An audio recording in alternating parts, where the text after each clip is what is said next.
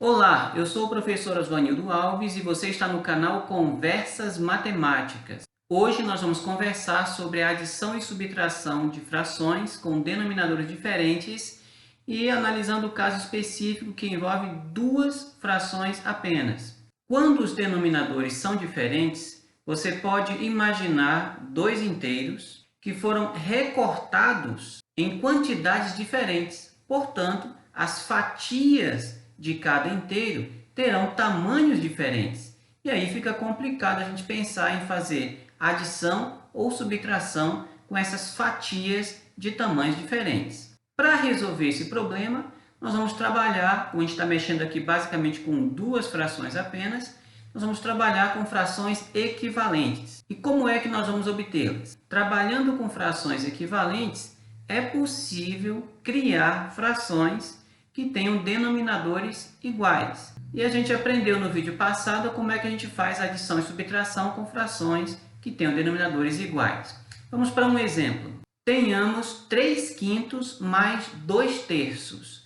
No 3/5 eu tenho um inteiro que foi cortado em 5 fatias, das quais nós pegamos 3. Na fração 2/3 eu tenho um inteiro que foi cortado em 3 fatias, das quais nós pegamos 2.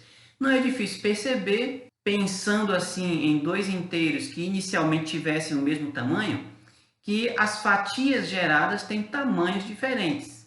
A fatia, os 3/5 e os 2/3 são fatias com tamanhos diferentes. Como nós vamos fazer então para adicioná-las se eu preciso que essas frações tenham o mesmo denominador? Você deve lembrar da ideia do MMC, a gente não vai trabalhar ela aqui agora.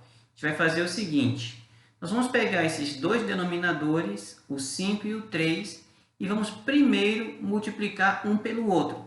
E aí, 5 vezes 3, 15, o novo denominador será 15. Agora, vou continuar olhando para os denominadores. Vou pegar esse denominador 3 da fração 2/3 e vou multiplicar pelo numerador 3 da fração 3/5.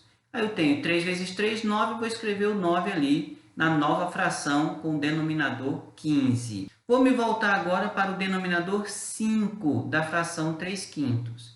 Vou pegar este 5 e vou multiplicá-lo pelo numerador 2 da fração 2/3. Tenho agora 9 mais 10 sobre 15, que vai dar 19/15. Um outro exemplo para você entender melhor aí a riscadeira que a gente fez, né? Cruzou para um lado, cruzou para o outro, seria o seguinte: 7/4 menos 5/8. Os denominadores são 4 e 8.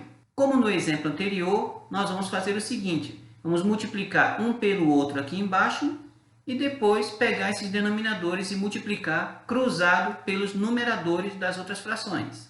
Vamos ver como isso acontece. Então, vou multiplicar embaixo, 4 vezes 8 vai dar 32. Está aqui o novo denominador. Vou pegar esse 8 e multiplicar pelo numerador 7 da fração 8 vezes 7 vai dar 56. Colocou 56 ali.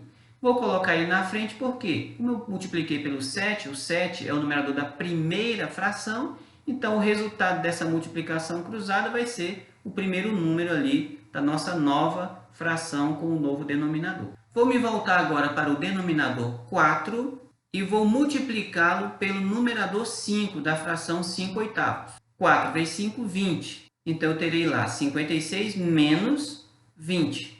56 menos 20 vai dar 36. E teremos, então, a fração 36/32. Que, simplificando, chegaremos, então, a 9/8. Aqui um detalhe interessante. Quando a gente viu o primeiro exemplo, que foi o 3/5 mais 2/3, os denominadores eram 5 e 3. Esses denominadores, eles não têm nenhum outro divisor comum além do 1. Eles são denominadores primos entre si.